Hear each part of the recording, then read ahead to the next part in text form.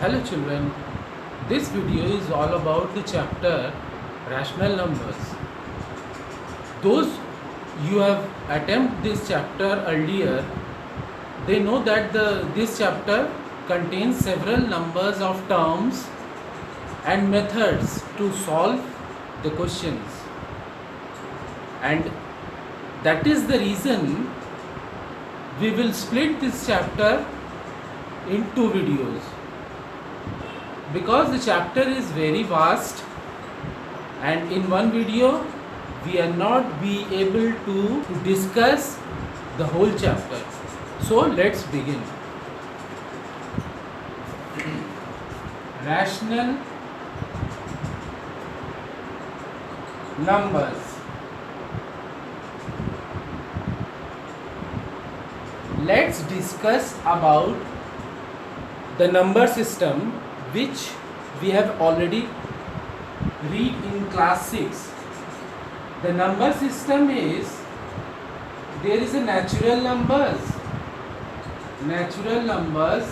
consisting of the set of the numbers starting from 1, 2, 3, 4 and so on. And after that we studied whole numbers. What are whole numbers? Whole numbers are the sets of a number which belongs these numbers and zero also. इसका मतलब ये हुआ कि natural numbers में तो ये सब numbers रहते हैं और होल नंबर्स में ऐसे नंबर्स के सेट जिसमें ये नेचुरल नंबर्स तो हो साथ साथ जीरो भी हो. Third one, in third number we have already read about the integers. What are integers? Set of those number. If we start from 3, so these are the set of numbers having negative whole numbers, 0 and positive whole numbers. So what we have seen, that natural number consisting of 1, 2, 3 starts from 1. The smallest natural number is 1. Whole numbers starting from 0 and including all the natural numbers in this set. Integers are the negative whole numbers, 0 and all the positive whole numbers. Now there are rational numbers. Rational numbers, it is consisting of p by q form of numbers. p by q means upon वाले, जितने भी upon वाले numbers होते हैं वो हम लोग rational numbers के अंडर में स्टडी करते हैं, ठीक है. और जहाँ q है, ये q denominator is not equals to 0, यही है हमारा रैशनल नंबर का डेफिनेशन. कह लीजिए कि rational numbers are those numbers which we can write in p by q form and the q is also not equals to 0.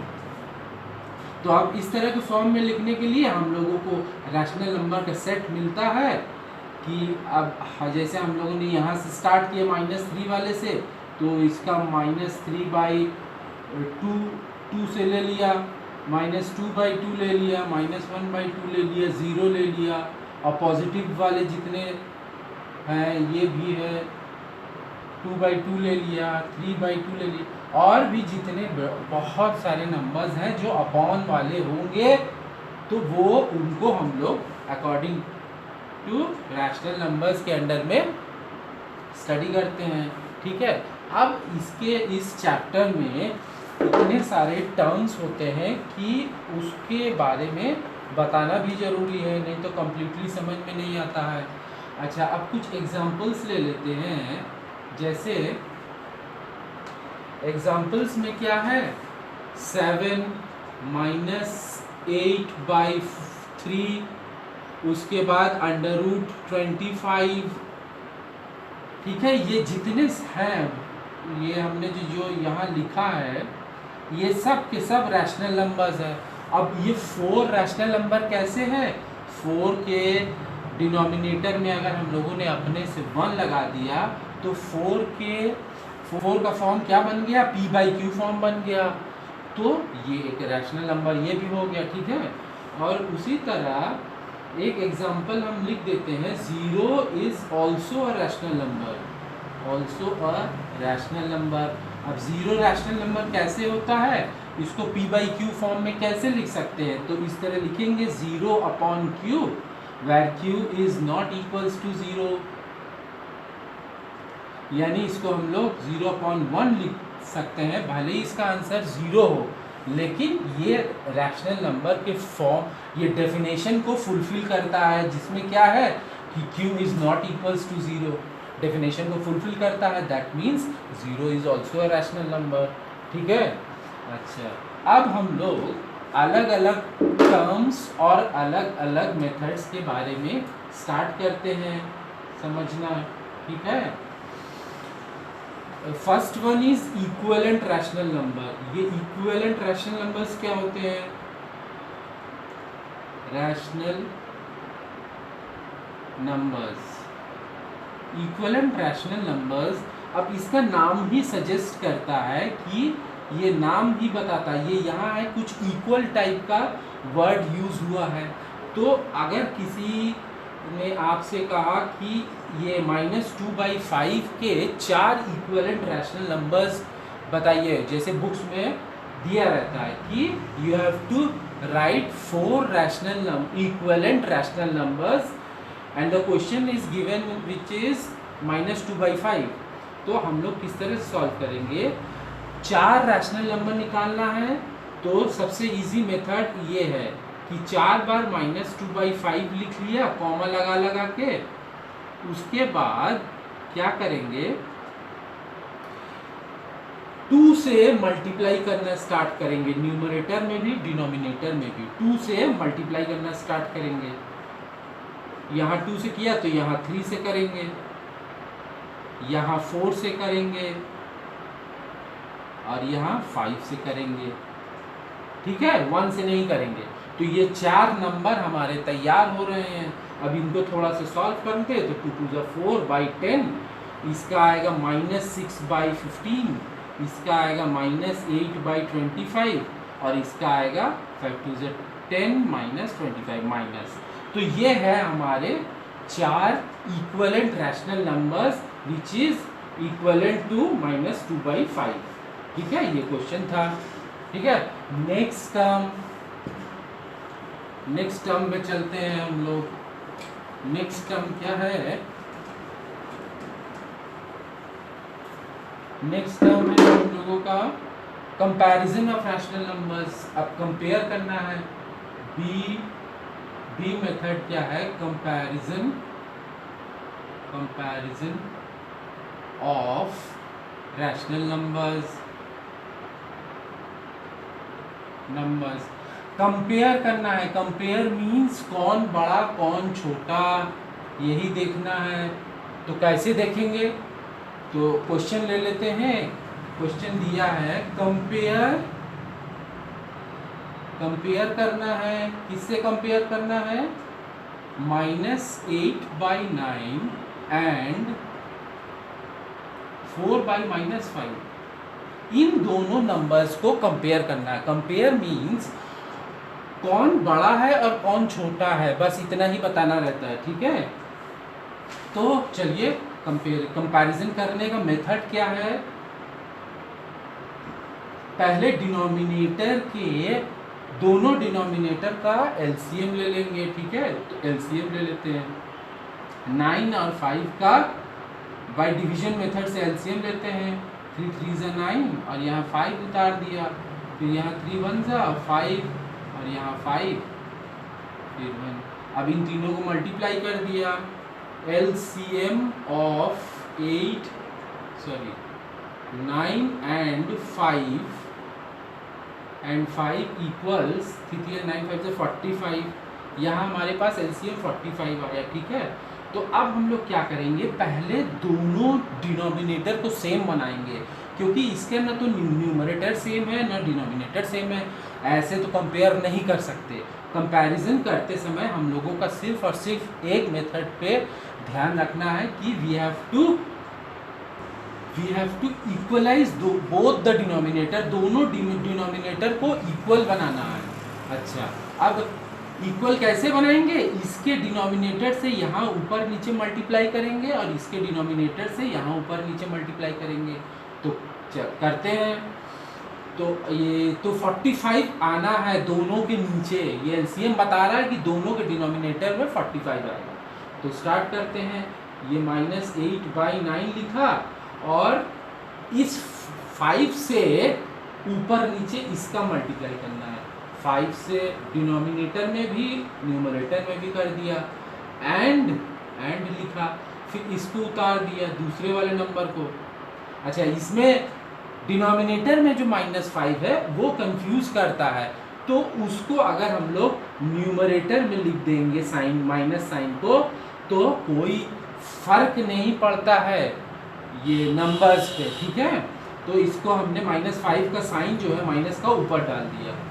अब इसको किससे मल्टीप्लाई करेंगे, इसके डिनोमिनेटर से, तो 9 से कर दिया ऊपर नीचे, तो ये हमारा बन गया 8 5 40/9 5 45 एंड 9 4 36 9 5 45। अब अगर हम देखें कि हमारा दोनों डिनोमिनेटर सेम हो गया, अब हम लोगों को क्या करना है, सिर्फ we have to see the numerators only. जब डिनोमिनेटर सेम बन जाता है तो हम लोग न्यूमरेटर को देख के, न्यूमरेटर में जो बड़ा होगा उसको पूरा, वो वही नंबर पूरा का पूरा बड़ा हो जाता है।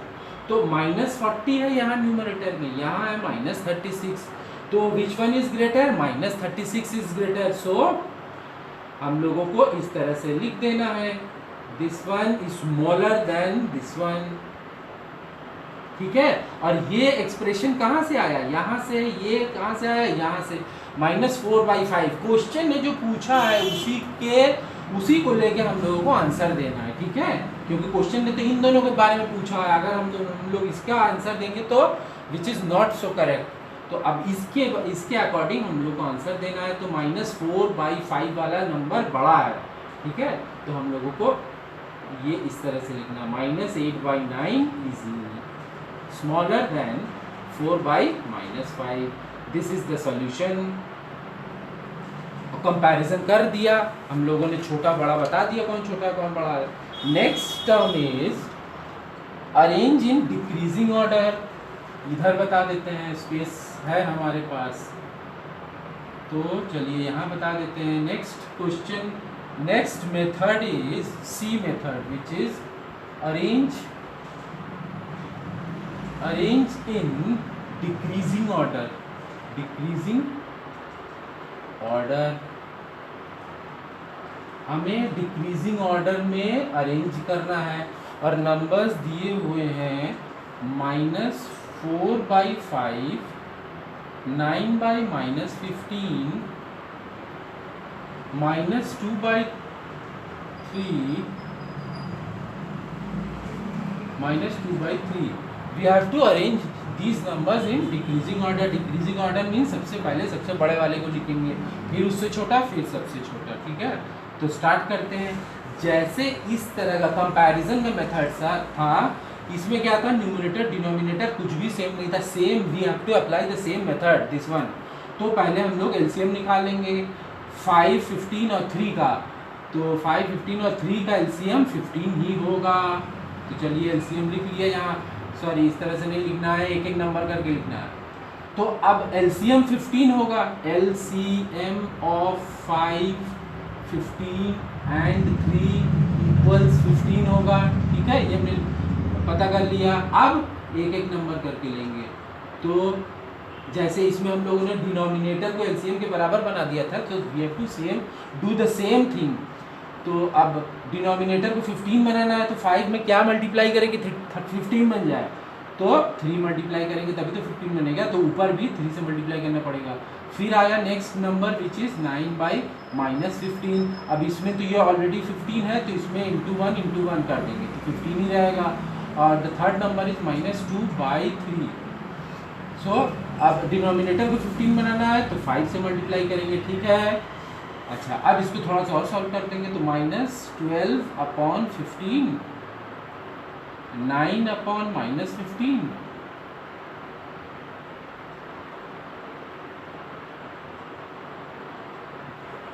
We have got this numbers, ठीक है। इसको सॉल्व करके अब हमको ये मल्टीप्लिकेशन और ये सब करने से फ़ायदा क्या हुआ, ये हमारे डिनोमिनेटर्स जो है वो सेम आ गए।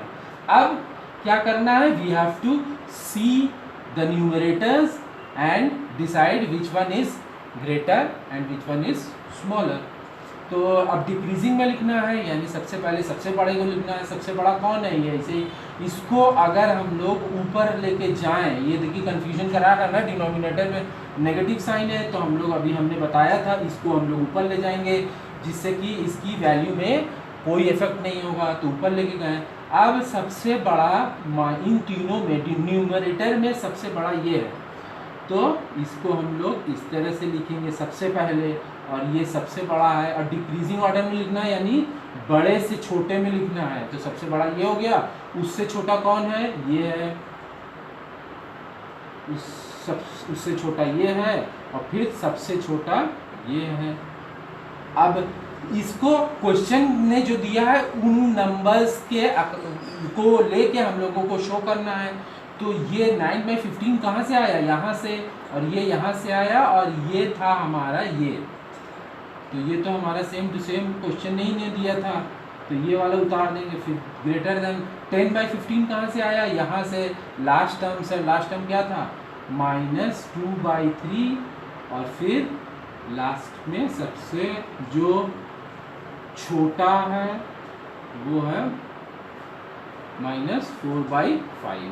दिस इज द आंसर, यही है हमारा आंसर, ठीक है। अच्छा, now we will move on to our next method और next question. Let us see what it is.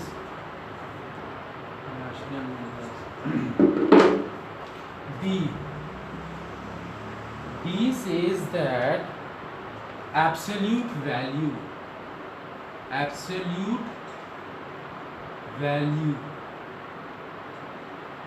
अच्छा, एब्सोल्यूट वैल्यू क्या होता है, ये किसी भी नंबर, कोई भी रैशनल नंबर है उसका पॉजिटिव वैल्यू कहलाता है एब्सोल्यूट वैल्यू। और जैसे हम लोग रैशनल नंबर b/q फॉर्म में लिखते हैं ना, तो इसको इस तरह से दिखाया जाता है, ये इस तरह के 2 बार्स के बीच में लिखा हुआ रहता है, दिस मीन्स एब्सोल्यूट वैल्यू, ठीक है। अच्छा, इसका अगर क्वेश्चन सॉल्व करते हैं, अब तो जैसे एक क्वेश्चन है -5/7 का एब्सोल्यूट वैल्यू फाइंड आउट करिए, तो इसका आंसर होगा 5/7, बस हो गया। Absolute value tells us the positive value only. अच्छा, एक क्वेश्चन कर लेते हैं इसका, एब्सोल्यूट वैल्यू के भी क्वेश्चन आते हैं 7-8 में। तो क्वेश्चन है, we have to find the absolute value of this one 35/16। Absolute value निकालना है, कैसे करेंगे, तो इस तरह से सॉल्व करेंगे। -5/4 डिवीजन को मल्टीप्लाई बनाते हैं, इससे क्या होता है, ये रेसिप्रोकल हो जाता है, रेसिप्रोकल हो गया। अब एब्सोल्यूट वैल्यू के अंदर देखते हैं कुछ, अगर टर्म लोएस्ट हो जाता है तो ये हो गया, और यहाँ से ये हो गया 5/7, तो हमारे पास क्या बचा -4/7, और इसका एब्सोल्यूट वैल्यू होगा 4/7, दिस इज द आंसर, ठीक है। तो ये एब्सोल्यूट वैल्यू का भी हो गया। अब मेथड ई क्या बताती है, representation of rational number on number line. Number line का रिप्रेजेंटेशन इज वेरी इंपॉर्टेंट, ये बहुत इंपॉर्टेंट है, और थोड़ा सा समझने वाली बात है। अगर एक बार समझ में आ गया तो it is very easy to memorise. You don't have to memorise it, क्योंकि इसको याद करने की ज़रूरत नहीं पड़ता, इसको समझने की ज़रूरत पड़ती है। अगर एक बार समझ में आ गया तो ये हमेशा दिमाग में रहता है। ठीक है, तो चलिए स्टार्ट करते हैं। Representation of rational number.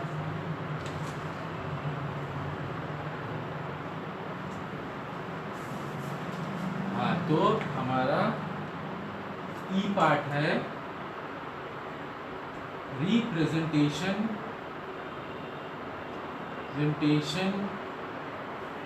Of rational numbers on number line.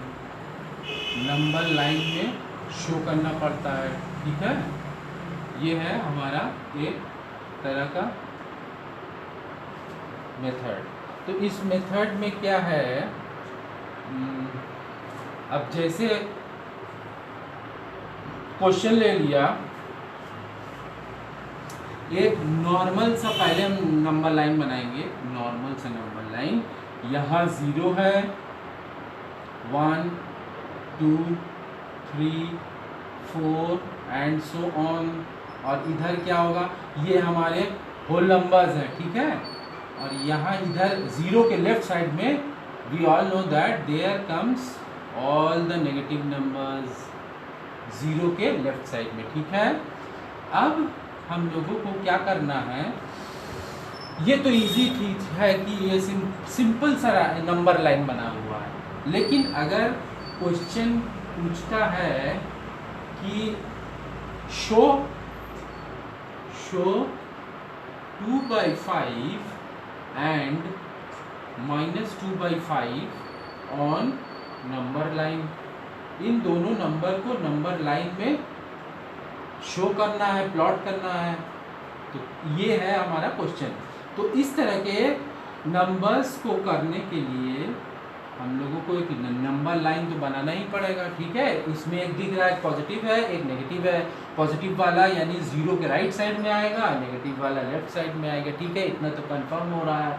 दूसरी बात ये समझ में आ रहा है कि दोनों जो है प्रॉपर फ्रैक्शन है, बिकॉज जब भी हम लोगों को किसी भी रैशनल नंबर को नंबर लाइन में शो करना रहता है तो हम लोग सबसे पहले उसको प्रॉपर फ्रैक्शन में कन्वर्ट करते हैं। अगर है तो ठीक है, नहीं मिक्स्ड में है तो उसको प्रॉपर में, अगर मिक्स्ड में है तो उसको प्रॉपर फ्रैक्शन में तब भी चेक करेंगे कि है कि नहीं है, ठीक है। तो स्टार्ट करते हैं। अब लिखने का तरीका कैसे होना चाहिए, जैसे 2/5 है, 2/5 इसको कैसे शो करेंगे, तो पहले तो हम लोग 0 कर देंगे, ठीक है। अब क्या होता है कि डिनोमिनेटर पार्ट जो होता है, डिनोमिनेटर में यहाँ भी 5 है, यहाँ भी 5 है, दोनों both are same. Denominator part को ही हम लोग जो रहेगा उतने पार्ट में डिवाइड करेंगे। कहाँ से डिवाइड करेंगे, यहाँ सिर्फ 2/5 है, विच मीन्स हम लोगों को 0 से स्टार्ट करना है और 1 2 3 4 5वें नंबर 5 है ना डिनोमिनेटर में, तो 5 पार्ट में डिवाइड करना है और 5th पार्ट ही हमारा 1 बन जाएगा, ठीक है। और कैसे बन जाएगा अभी हम बताते हैं। इसके बाद क्या करेंगे, हम लोग 1 2 3 4 5 लिख देंगे। और क्योंकि हमने डिनोमिनेटर को देख के उतने ही पार्ट में डिवाइड किया है तो सब में /5 लगाएंगे, /5 ठीक है, ये हो गया।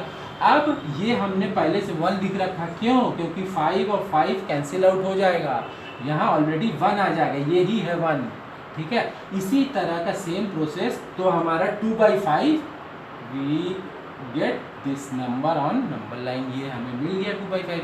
और इसी तरह सेम हमको नेगेटिव में 2/5 दिखाना है, तो सेम वर्क हम लोग 0 के लेफ्ट साइड में करेंगे, because negative numbers always comes on left side of the 0। 5 part में डिवाइड किया, 1 2 3 4 5, और 5th पार्ट को ही -1 बनाएंगे। और बनाएंगे क्या, वो अपने से बनेगा, अभी हम करके दिखाते हैं। -1 -2 -3 -4 -5, ये अपने से लिख दिया, और 5 पार्ट में डिवाइड किया है, इसलिए सब के नीचे 5, सभी नंबर्स के नीचे 5 लिख दिया। And this is the number what our question has asked. और ये यहाँ अगर हम लोग कैंसिल आउट कर दे 5 5 और 5 को, तो वी विल गेट -1। ओके, ठीक है, समझ में आ रहा है। अच्छा, नेक्स्ट क्वेश्चन, एक और क्वेश्चन लेंगे जो कि है मिक्स्ड फॉर्म में। क्वेश्चन है मिक्स्ड फॉर्म में, 4 whole number show 4 whole number 2/3 on number line, on number line. Number line में इसको शो करना है 4 होल नंबर 2/3 को। तो हम लोग पहले देखेंगे कि ये 4 होल नंबर 2/3 मतलब क्या हुआ, 4 + 2/3 मतलब 4 में कुछ जुड़ा है, ठीक है ना। अच्छा, तो अब ये प्रॉपर है, ठीक है, कोई अच्छी बात है। अब 4 होल नंबर 2/3 4 के राइट साइड में जाएगा, जो होल नंबर 4 आएगा उसके राइट साइड में जाएगा। क्यों? क्योंकि 4 से ज्यादा कुछ है यहाँ, 4 में कुछ और जुड़ा है तो ऑटोमेटिकली वो 4 से ज्यादा ही है। तो इसको हम लोग बनाते हैं नंबर लाइन में। ये हम लोगों ने नंबर लाइन ड्रॉ कर दिया, यहाँ 0 दिखा दिया। अब इसमें नेगेटिव वाला हम नहीं बना रहे हैं क्योंकि हमको शो नहीं करना है, इसलिए लेफ्ट साइड वाला हम कट ऑफ कर दें। अब हम लोगों को क्या शो करना है, 4 होल नंबर 2/3। 4 तक तो नॉर्मल दिखाएंगे, ये 1 2 3 4, ये होल नंबर्स वालों को हम लोग नॉर्मल दिखाएंगे 4, ठीक है। अब 4 से थोड़ा ज़्यादा, कितना थोड़ा, 2/3, 4 में 2/3 जोड़ना है। तो अभी हमने जैसे इसमें डिस्कस किया था, जो डिनोमिनेटर है उतने पार्ट में डिवाइड करना है। तो चलिए, यहाँ डिनोमिनेटर है 3 पार्ट में डिवाइड कर देते हैं, 1 2 3 पार्ट में डिवाइड कर दिया। और तीसरा पार्ट हम लोगों का ये पहले लिखेंगे इस तरह से, इसको लिखेंगे 4 होल नंबर 1/3, फिर इसको लिखेंगे 4 होल नंबर 2/3, और फिर ये है 4 होल नंबर 3/3, सॉरी 3/3, ठीक है। और यही है हमारा 5 होल नंबर 5, 1 2 3 4, और ये 5वां नंबर यही तो है पूरा पूरा, क्योंकि 3 3 विल कैंसिल आउट, 4 + 1 = 5, ठीक है। तो अब हमसे पूछा क्या गया, 4 होल नंबर 2/3 को शो करना है। ये this is our number what we are required to show. तो अब हम लोगों का ये पोर्शन भी कंप्लीट हो गया कि नंबर लाइन में रैशनल नंबर्स को कैसे शो करना है, ठीक है। अच्छा, next properties of rational numbers, कुछ प्रॉपर्टीज के बारे में भी देख लेते हैं, क्योंकि ये प्रॉपर्टीज बहुत ही इंपॉर्टेंट है। और ये प्रॉपर्टीज को समझने में या समझाने में हम लोगों से कहीं ना कहीं दिक्कत होती है, या तो हम लोग अच्छे से समझ नहीं पाते हैं, या हमको समझाने वाला अच्छे से नहीं समझा पाता। खैर जो भी बात है, हम लोग आज यहाँ कोशिश करेंगे कि प्रॉपर्टीज़ को आप लोगों को समझा दें अच्छे से। हम ये कोशिश करते हैं अभी। ई एंड एफ, तो एफ में हमारा आता है, there are some properties of rational numbers, properties of rational numbers.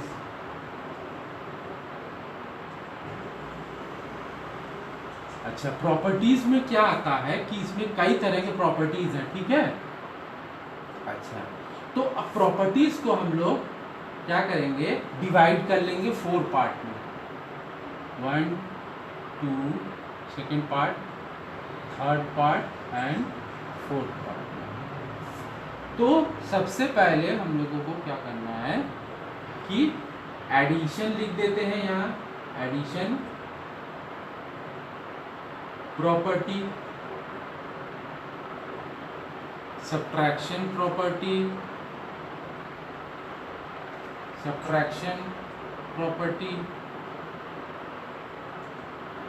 Multiplication property,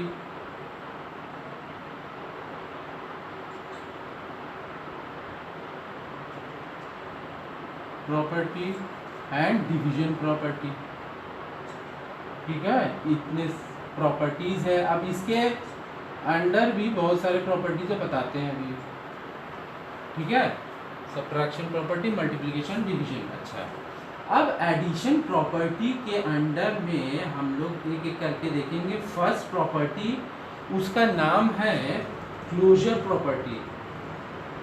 what is closure property? क्या होता है क्लोजर प्रॉपर्टी, बताते हैं। क्लोजर प्रॉपर्टी क्या बताती है हमें कि अगर हम लोग दो रैशनल नंबर्स को, ये एडिशन का है ना, तो अगर दो रैशनल नंबर्स को ऐड करें, ये एक रैशनल नंबर है a अपॉन बी, दूसरा रैशनल नंबर है c अपॉन डी, तो इन दोनों को अगर ऐड करें, एडिशन की प्रॉपर्टी है, ऐड किया तो ये हमेशा एक रैशनल नंबर ही आएगा, e/f which is rational number. हमेशा एक रैशनल नंबर आएगा दो रैशनल नंबर को सम करने से, रैशनल नंबर,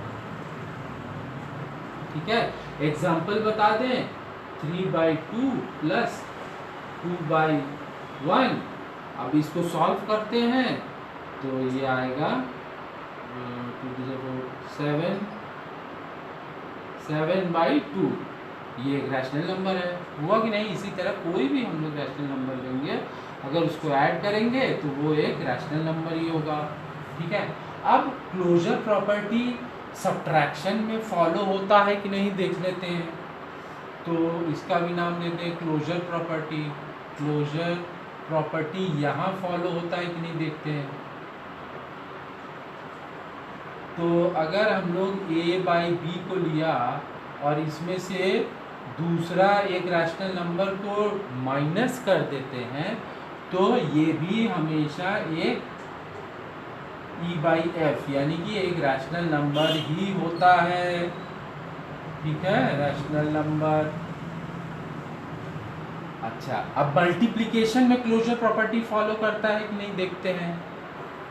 तो इसका क्लोजर प्रॉपर्टी क्या है? क्लोजर प्रॉपर्टी,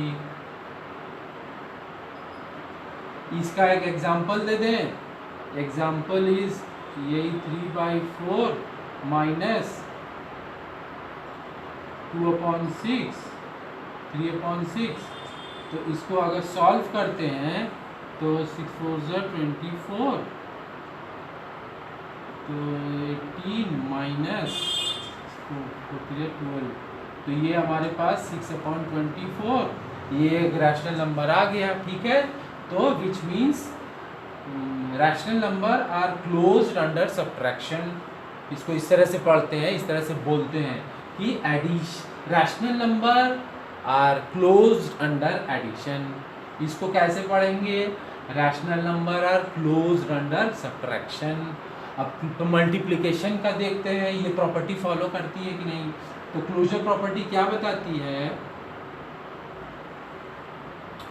तो कंफ्यूजन नहीं होगा, थोड़ा इस तरह से लाइन ड्रॉ करते हैं। क्लोजर प्रॉपर्टी ये बताती है कि अगर दो रैशनल नंबर को मल्टीप्लाई करते हैं तो वो एक हमेशा रैशनल नंबर ही आता है। अब इसको देखते हैं लगा के एग्जांपल, 3/6, तो सॉल्व करते हैं। कुछ कट रहा है, हाँ ये कट रहा है, तो क्या आया 3/4 which is a rational number.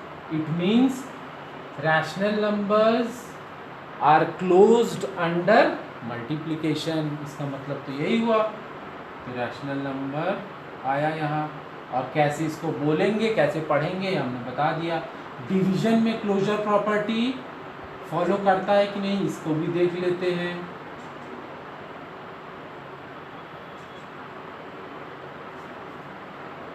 Closure property division में क्या है, a/b divided by c/d equals e/f आता है कि नहीं जरा देखें। तो 3/2 लिया डिवाइडेड बाई 1/4 लिया, इक्वल्स क्या आएगा, इसको सॉल्व करने से 3/2 इंटू 4/1, ठीक है। तो 4 3 12/1, 2, ये आ रहा है हम लोगों का।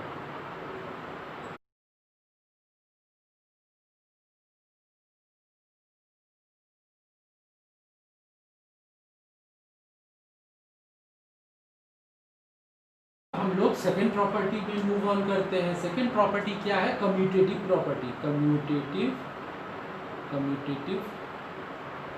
प्रॉपर्टी ये क्या बताती है कि अगर दो रैशनल नंबर हैं, उन दोनों को ऐड किया, तो अगर हम लोग एडिशन का जो सीक्वेंस है उसको बदल दें, मतलब ये वाले रैशनल नंबर को आपकी बार पहले लिख दे, तो एडिशन का सीक्वेंस बदलने से रिजल्ट में कोई फर्क नहीं आता। ये बताती है commutative property, which is also right, क्योंकि अगर हम यहाँ पे देखें तो 3/2 + 2/1 का आंसर जो होगा वो उतना ही आएगा अगर हम 2/1 + 3/2 लिखें। मतलब we have to change, if we change the order of addition the answer will be same। तो यही है कम्यूटेटिव प्रॉपर्टी, सिर्फ ऑर्डर बदलने से सेम रिजल्ट आता है तो it will follow commutative property. तो एडिशन जो है हम लोगों का, इसको किस तरह से बोलेंगे? Rational numbers are commutative under addition. ठीक है, हो गया। इसका देखते हैं कम्यूटेटिव। सब्ट्रैक्शन में क्या होता है? कम्यूटेटिव फॉलो नहीं करता, commutative property not follows.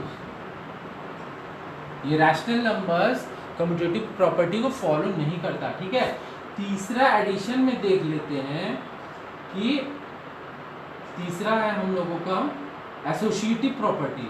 Associative property ये क्या बताती है? ये हमें ये बताती है कि जैसे 3 रैशनल नंबर्स हैं,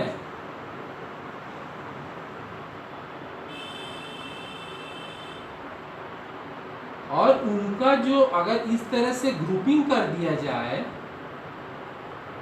ग्रुपिंग को अगर हम लोग चेंज करते हैं ग्रुपिंग तो it will not affect the answer. Grouping करके अगर हम लोग एडिशन करते हैं रैशनल नंबर्स का, तो जैसे यहाँ ये ब्रैकेट यहाँ लगा है, तो राइट साइड में ब्रैकेट इन दोनों में लगा है, तो ये this is if we change the grouping the answer will be same, it will not affect the answer। ठीक है, ये है हमारा एसोसिएटिव प्रॉपर्टी। और एडिशन का लास्ट प्रॉपर्टी होता है बस यही है एसोसिएटिव प्रॉपर्टी। ठीक है, अब हमने देखा सब्ट्रैक्शन का प्रॉपर्टी में कम्यूटेटिव है, एसोसिएटिव को भी ये फॉलो नहीं करता।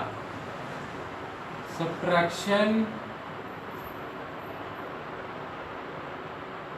of rational numbers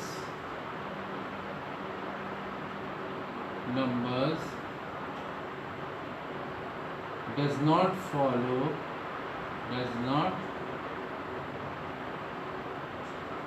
follow associative property। ठीक है, ये फॉलो नहीं करेगा। यहाँ इसको देख के ही समझ में आ रहा है, यहाँ माइनस लगा देंगे तो यहाँ तो सब कुछ उसके अकॉर्डिंग ये ब्रैकेट ही डिसाइड करेगा ना कि कहाँ माइनस आना है, कहाँ प्लस आना है। तो subtraction of rational numbers does not follow associative property. Associative property को फॉलो नहीं करता। अब मल्टीप्लिकेशन में आते हैं। मल्टीप्लिकेशन में क्या है? मल्टीप्लिकेशन में कम्यूटेटिव प्रॉपर्टी फॉलो कैसे करता है देख लेते हैं। कम्यूटेटिव प्रॉपर्टी ये क्या है? ये अभी हम लोगों ने देख लिया है।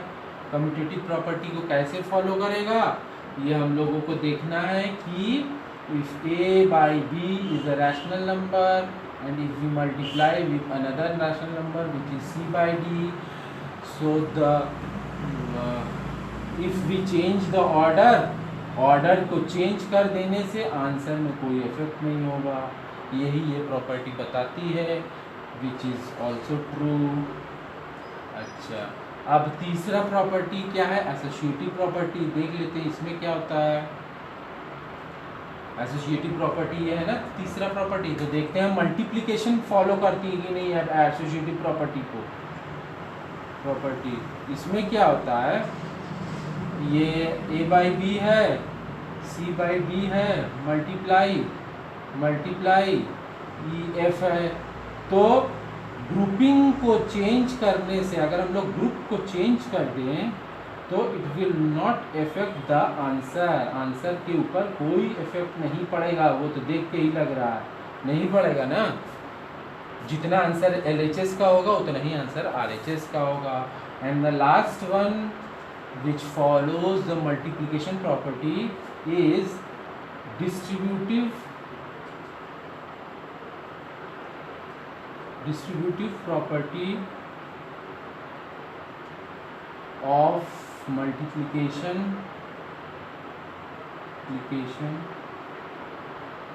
over addition। ये है हमारा एक और प्रॉपर्टी कि distributive property of multiplication over addition. ये क्या होता है, ये प्रॉपर्टी हमें बताती है कि अगर कोई रैशनल नंबर इस तरह से दिया हो, CD प्लस EF, तो इसको सॉल्व करने के लिए यहाँ मल्टीप्लाई भी रहता है और प्लस भी रहता है। यही है इसका पहचानने का तरीका, इस प्रॉपर्टी को पहचानने का तरीका।